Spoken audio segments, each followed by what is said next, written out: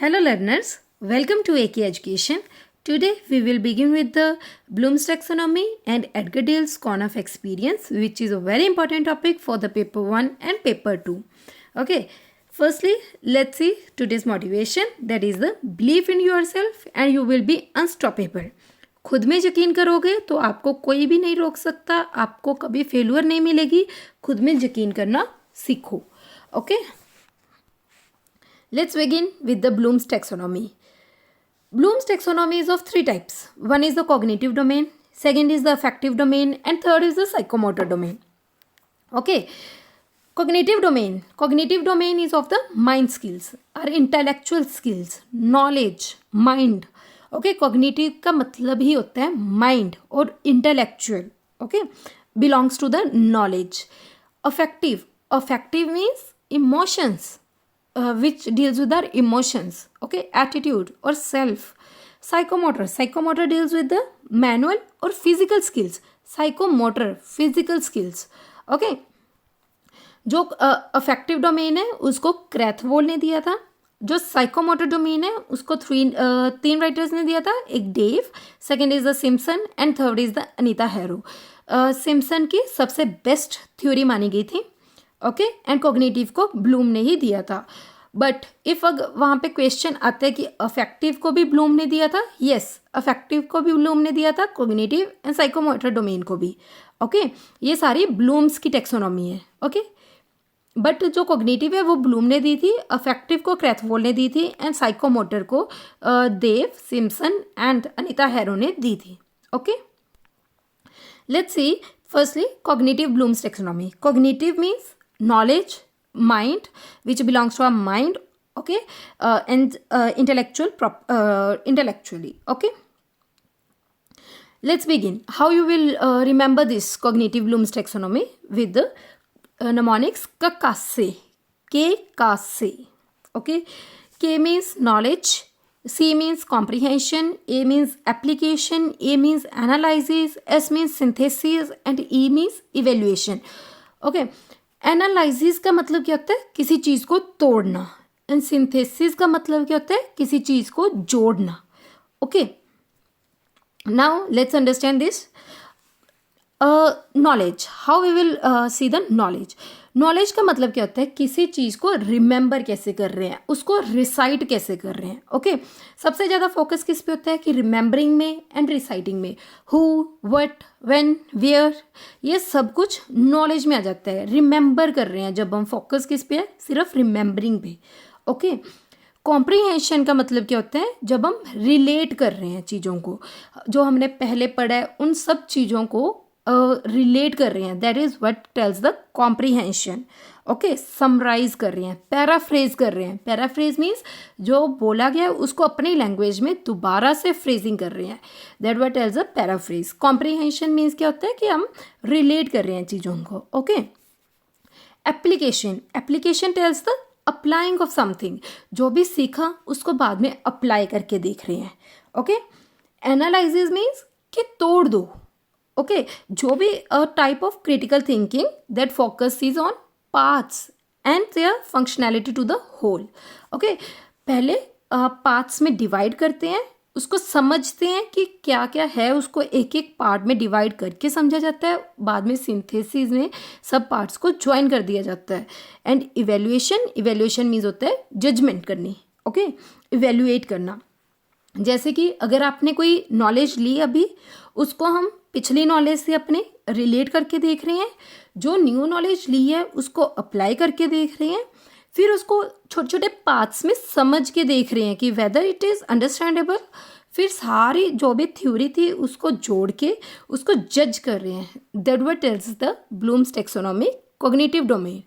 Okay, I hope you understand how you will remember this KASE. KASE. KASE. Okay, knowledge, then we will comprehend, then apply, then analysis, synthesis and evaluation. Okay, and after that कुछ time के बाद क्या हुआ कि revise कर दी गई ये blooms taxonomy और उसको क्या बना दिया गया? रूआइक.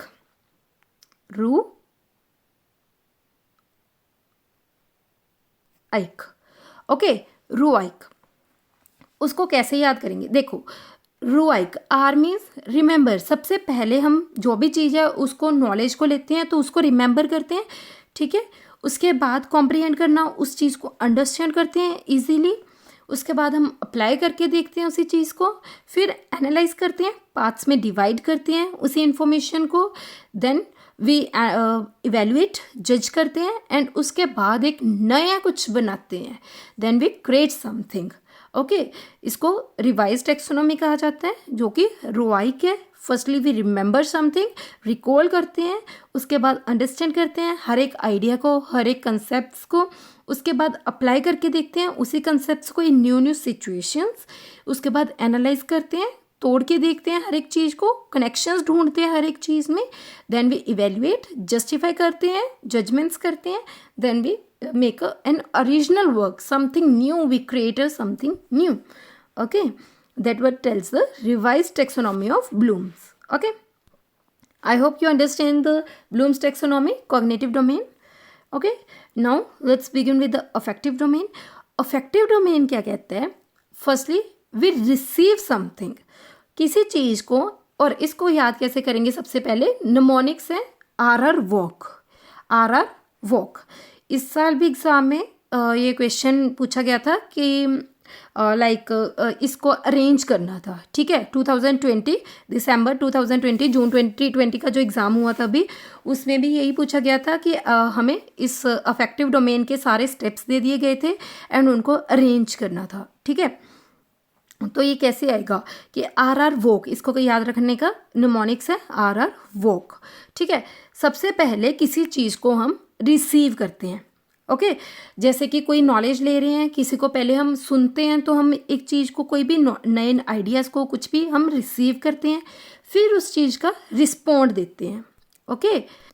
फिर वैल्यूइंग मीन्स अंडरस्टैंड करते हैं, फिर उस पर एक्ट करते हैं, ठीक है। मतलब कि पहले हमने क्या किया, कुछ किसी चीज़ को रिसीव किया, उसके बाद हमने उस पर रिएक्ट किया, उसके बाद हमने अंडरस्टैंड किया उस चीज़ को, फिर ऑर्गेनाइज किया हर एक चीज़ को, फिर उसके बाद अडॉप्ट द बिहेवियर, उसके बाद हम अडॉप्टेशन कर लेते हैं, that is what is a characterising, okay. Firstly, we receive something, then we respond, then we value means understand, and then act, then we organize, okay. Then later on we do the characterizing means adopt the behavior को adopt कर लेते हैं, okay. How we will learn this affective domain? With the RR walk, okay.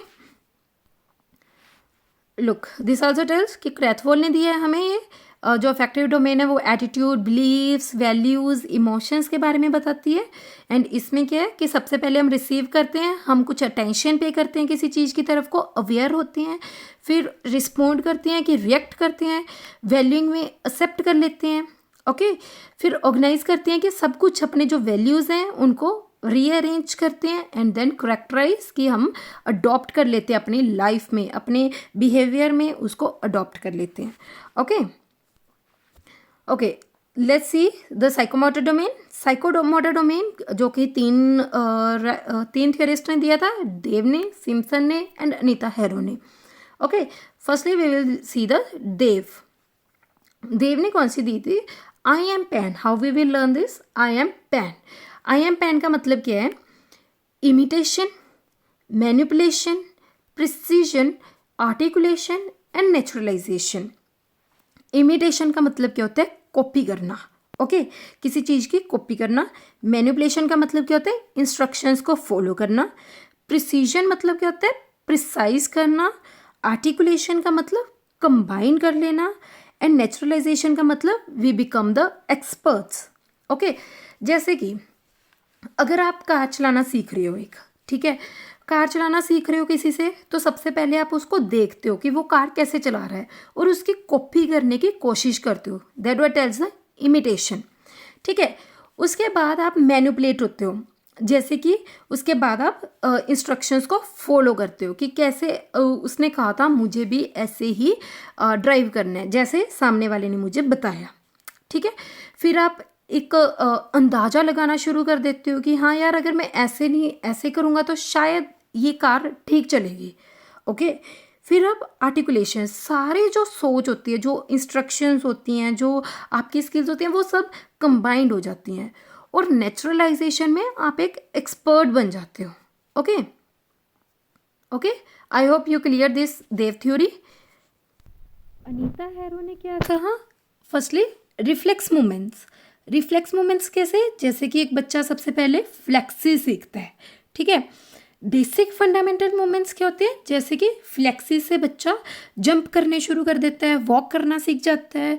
Okay, perceptual से जैसे कि ball को catch करना सीख गया। Okay, that is the परसेप्चुअल्स।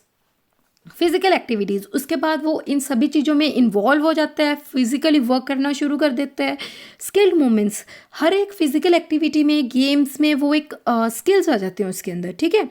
Non discursive communication, non discursive का मतलब क्या होता है कि फेशियल एक्सप्रेशंस के थ्रू कम्युनिकेट करना, जैसे कि अगर और communication through the facial expressions, ठीक है, बिना बोले भी कम्युनिकेट करना शुरू कर देता है।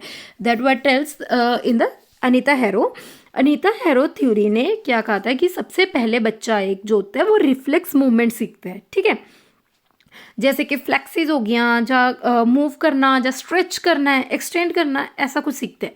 देन बेसिक फंडामेंटल मूवमेंट्स में जैसे कि वॉक करना सीख जाता है, जंप करना सीखता है। परसेप्चुअल्स, थर्ड पॉइंट इज द परसेप्चुअल्स में वो बॉल को कैच करना, कैसे प्ले करना है, वो सब कुछ सीखता है। फिजिकल एक्टिविटीज़ में इन सब चीज़ों में, इन जो 3 पॉइंट्स में फिजिकल एक्टिविटीज़ में इन्वॉल्व हो जाता है। ओके, स्किल मूवमेंट्स में उसके अंदर स्किल्स आ जाती हैं। एंड नॉन डिस्कर्सिव का मतलब होता है कि हम कम्युनिकेट कर रहे हैं through facial expressions. Okay, that what Anita harrow told in their theory. Okay, now Simpson की जो है वो बेस्ट थ्योरी मानी गई है आज तक की। सबसे पहले हम परसेप्शन, सिम्पसन ने क्या कहा अपनी थ्योरी में कि पहले कोई भी चीज़ को हम परसीव करते हैं। ओके, उसके बाद सेट का मतलब क्या होता है कि हम एक्ट करने के लिए फिर उसके बाद रेडी हो जाते हैं। पहले किसी चीज़ को अगर हमने देखा तो उसके बाद उस चीज़ के रिगार्डिंग एक्ट कर सकते हैं, ठीक है। गाइडेड रिस्पॉन्स का मतलब क्या है कि उसकी इमिटेशन करनी, कॉपी करनी किसी की, सामने वाले की। ओके, मैकेनिज्म का मतलब क्या है कि अब परफॉर्मेंस इसलिए कर रहे हैं सो दैट कि हमारे अंदर जो एफिशिएंसी है उसको इंक्रीज हो जाए। ओके, कॉम्प्लेक्स ओवर्ट रिस्पॉन्स का मतलब क्या होता है कि खुद ब खुद परफॉर्म करना शुरू कर देते हैं। अडेप्टेशन कि बाद में वो स्किल को अडेप्ट कर लेते हैं। ओरिजिनेशन कि हम एक नया पैटर्न बना सकते हैं, एक्सपर्ट हो गए हैं, ठीक है इसमें। तो इसमें सिम्पसन ने क्या कहा कि पहले हम किसी भी चीज़ को परसीव करते हैं, बाद में सेट कि हम एक्ट करने के लिए रेडी हो जाते हैं, उसके बाद गाइडेड रिस्पॉन्स की इमिटेशन कॉपी करते हैं, स्किल्स को सीखने की कोशिश करते हैं। फिर मैकेनिज्म कि हम अपनी प्रोफिशिएंसी को, एफिशिएंसी को इंक्रीज करने की कोशिश करते हैं। कॉम्प्लेक्स ओवर्ट रिस्पॉन्स की ऑटोमेटिकली परफॉर्म करना शुरू कर देते हैं। अडेप्टेशन की स्किल्स को अडेप्ट कर लेते हैं। ओरिजिनेशन उसमें एक्सपर्ट बन गए।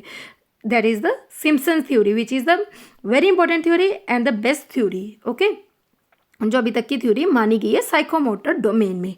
Okay, I hope you cleared all of these Bloom's taxonomy: cognitive domain, affective domain and psychomotor domain. Okay, cognitive domain में क्या था कि से knowledge, comprehend, apply, analysis, synthesis and evaluation. जब रिवाइज की गई तो रुवाइक बन गया, remember, understand, apply, analyse, evaluate and create. Okay, जो अफेक्टिव डोमेन था उसमें आर वॉक था, कैसे रिसीव करते हैं पहले, फिर उस पर रिस्पॉन्ड करते हैं, फिर उस पर वैल्यूज़ होते हैं, फिर ऑर्गेनाइज करते हैं एंड देन बाद में एक्सेप्ट कर लेते हैं, करेक्टराइजिंग। ओके, उसके बाद हमारे पास आ गया साइकोमोटर डोमेन में क्या था कि सबसे पहले आई एम पेन, देव ने जो थ्योरी दी थी कि सबसे पहले कॉपी करते हैं, इमिटेट करते हैं, then we manipulate, then precise, then articulation and then naturalisation. Anita Harrow ने क्या कहा था कि सबसे पहले रिफ्लेक्स मूवमेंट्स होते हैं कुछ, फिर बेसिक फंडामेंटल मूवमेंट्स होते हैं, then perceptuals, then physical activities, skilled movements and non discursive communication. Simpson ने क्या कहा था? Perception, set, guided response, mechanism, complex overt response, then we adapt, then we became the experts. Okay, I hope you cleared all these Bloom's taxonomy. Now let's see the Dale's cone of experience. Dale's cone of experience में क्या कहा गया कि हम कैसे learn कैसे करते हैं, ठीक है, याद कैसे रहता है हमें। जैसे कि उन्होंने कहा कि सबसे पहले जब भी हम रीड करते हैं कुछ तो हमें सिर्फ 10% तक ही याद रहता है, ओके। जब हम सुनते हैं तो हमें 20% तक याद रहता है, जब हम देखते हैं तो हमें 30% याद रहता है, जब हम सुनने के साथ देखते हैं तो हमें 50% तक याद रहता है, जब हम बोलने के साथ लिख के देखते हैं तो हमें 70% के अराउंड याद रहते हैं, और फिर बाद में जब हम किसी को पढ़ाते हैं तो हमें 90% तक याद रहता है, ओके ओके ओके। एक और Edgar Dale cone of experience में क्या कहा गया, उन्होंने थ्योरी दी थी कि सबसे पहले बंदे के पास कुछ डायरेक्ट पर्पसफुल एक्सपीरियंसेस होते हैं, कुछ डायरेक्ट एक्सपीरियंसेस होते हैं जो लाइक कि ऑटोमेटिकली हमारे कुछ एक्सपीरियंसेस हमें मिलते रहते हैं with through the life, okay. Contrived experiences, contrived का मतलब क्या होता है, इल्यूजन्स, लाइक कि कुछ हम कुछ क्रिएट करते हैं अपने माइंड में, ठीक है। फिर उसके बाद ड्रामेटाइज्ड एक्सपीरियंसेस होते हैं कि रोल प्ले कर करके ड्रामेटाइज्ड ड्रामास रोल प्ले कर करके हम कुछ चीज़ों को सीख लेते हैं, ठीक है। कुछ चीज़ें हम डेमोस्ट्रेशंस के थ्रू सीख लेते हैं, कुछ चीज़ें फील्ड ट्रिप्स में जाकर सीख लेते हैं, कुछ एग्जीबिशंस के थ्रू, कुछ I think this point is not clear, exhibitions के थ्रू, ओके, ये पॉइंट मैं अभी आपको क्लियर कर देती हूँ। कुछ फिर उसके बाद मोशन पिक्चर्स के थ्रू सीख लेते हैं, okay. Then recordings, radio, still pictures के थ्रू, विजुअल सिंबल्स के थ्रू एंड वर्बल सिंबल्स के थ्रू। यहाँ पे क्या आएगा, educational television, okay, educational television, okay. जैसे कि सबसे पहले जो ये तीन हम सबसे पहले जो एक्सपीरियंसेस हैं, पर्पसफुल एक्सपीरियंस, डायरेक्ट जो एक्सपीरियंस करते हैं, ऑटोमेटिकली एक्सपीरियंस करते हैं, फिर बाद में कुछ इमेजिनेट करते हैं, फिर बाद में रोल प्लेइंग्स के थ्रू जो सीखते हैं उसको हम डायरेक्ट पर्पसफुल एक्सपीरियंस कहते हैं, जो कि हम लर्निंग बाय डूइंग मतलब कि कर करके सीखते हैं, ठीक है, जो कि जो कि हम लर्न कर करके सीखते हैं, ठीक है। जॉन डिव्यू ने दिया था ये वाला concept, learning by doing, okay. उसके बाद जो डेमोस्ट्रेशंस हैं, फील्ड ट्रिप्स हैं, एग्जीबिशंस हैं, एजुकेशनल टेलीविजन्स हैं, मोशन पिक्चर्स हैं, recordings, radio and still pictures, ये सारे कौन से एक्सपीरियंसेस हो गए, आइकॉनिक एक्सपीरियंसेस। आइकॉनिक एक्सपीरियंसेस का मतलब क्या होता है कि हम थ्रू ऑब्जर्वेशन सीखते हैं, ओके। आइकॉनिक एक्सपीरियंसेस, ओके, इसको हम थ्रू ऑब्जर्वेशन सीखते हैं, ओके ओके। जो हमारे पास विजुअल सिंबल्स हैं एंड वर्बल सिंबल्स हैं वो हम एब्स्ट्रैक्ट लेवल पे लर्न करते हैं, जिसको हम सिम्बॉटिक एक्सपीरियंसेस कह देते हैं, symbiotic experiences, symbiotic experiences, okay. Understood कि जो हमारे पास डायरेक्ट पर्पसफुल एक्सपीरियंसेस हैं, कुछ कॉन्ट्राइव्ड इमेजिनेशंस थ्रू, कुछ हम ड्रामा वगैरह करके या रोल प्लेइंग में सीख लेते हैं। कुछ एक्सपीरियंसेस ऐसे होते हैं जो कि हम डेमोस्ट्रेट करके, डेमोस के थ्रू, या फील्ड ट्रिप्स पे, या फिर एग्जीबिशंस पे, या फिर टीवी थ्रू, या फिर मोशन पिक्चर्स, या still pictures, radio, recordings, through observations, सब कुछ ऑब्जर्वेशंस के थ्रू सीखते हैं, ऑब्जर्व कर करके, ठीक है। जैसे कि डेमो देख रहे हैं, या फील्ड ट्रिप्स पे चले गए, या एग्जीबिशंस पे, ठीक है, या टीवी वगैरह को देखकर हम जो चीज़ें सीखते हैं उसको हम आइकॉनिक एक्सपीरियंसेस या फिर ऑब्जर्वेशन के थ्रू सीखना कहते हैं। एंड जो वर्बल सिंबल्स हैं, जो बोलना एंड जो देख के हम सीखते हैं, उसको हम एब्स्ट्रैक्ट लेवल पे कह देते हैं, जिसको हम सिम्बॉटिक एक्सपीरियंसेस कहते हैं।